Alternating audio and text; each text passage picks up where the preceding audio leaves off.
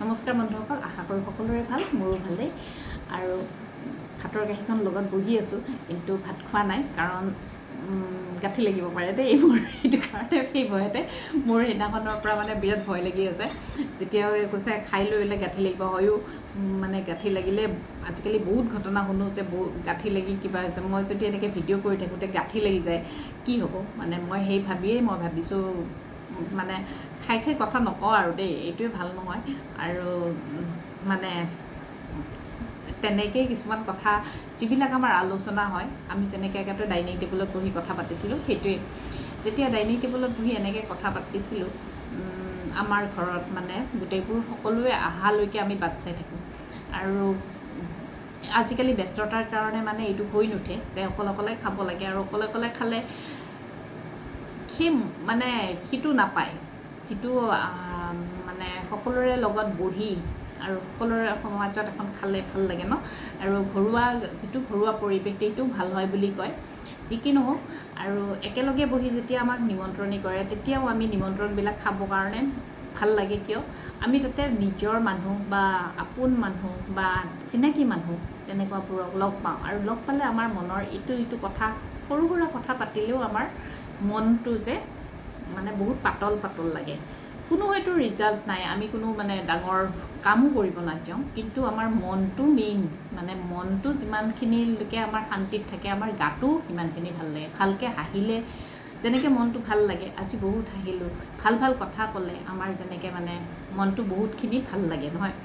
তেতিয়া কিন্তু ঠিক তেনেকৈ যেতিয়া নিগেটিভ কথাবিলাক শুনো বা নিগেটিভ কথা পাতোঁ, বা কোনোবাই যদি কিবা কোৱা বুলি এনেকৈ বেয়া বেয়া কথা শুনো, মানে একেবাৰে এনেকৈ ধৰক কাৰোবাৰ বিষয়েবিলাক, সেই বস্তুটো আমাৰ মনত, যদিও আমি কথাটো এৰোঁ, কিছুমানে আমাৰ মনত বাৰে বাৰে আহি থাকে, আৰু সেইটোৱে আমাৰ মনটোও বেয়া কৰে।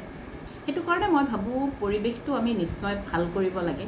আমি যদি নিজে পৰিৱেশ ভাল কৰোঁ, তেতিয়াহে আমাৰ ওচৰৰ পাঁজৰৰ পৰিৱেশবিলাক ভাল হ'ব, নহয় জানো?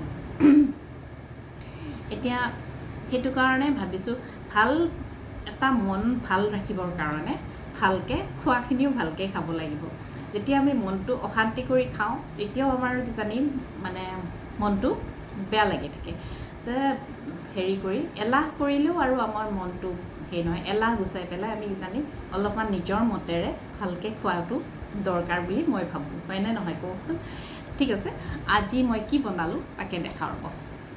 আজিৰ নিৰামিষ ভাতৰ থালিখনত মই ভাত বনাইছোঁ, এয়া তিয়ঁহ কাটি দিছোঁ দীঘল দীঘলকৈ, তাৰপিছতে এয়া যে ভাজোঁ মই চাউলৰ, এইটো কৈছে মোক দিছে, আৰু মই খালি ভাজিহে মানে খাওঁ। এইটো চাহৰ লগতো খাব পাৰি, ভাতৰ লগতো এনে খাই ভাল লাগে।